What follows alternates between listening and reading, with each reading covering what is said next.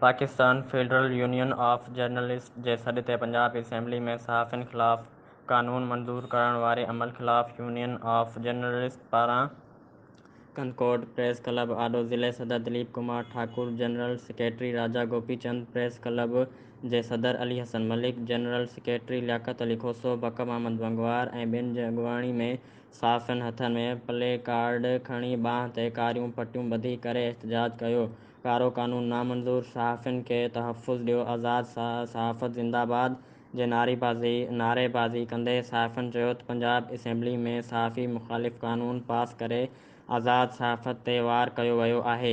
सहाफ़ियुनि ख़िलाफ़ क़ानून आणणु मलिक खे कमज़ोर करणु बराबरि आहे। इज़हार जे आज़ादी ते पाबंदियूं कंहिं बि सूरत में क़बूल न आहिनि। अहिड़ा क़ानून ख़तमु कया वञनि। असीं इज़हार जी आज़ादीअ लाइ जदोजहद कंदा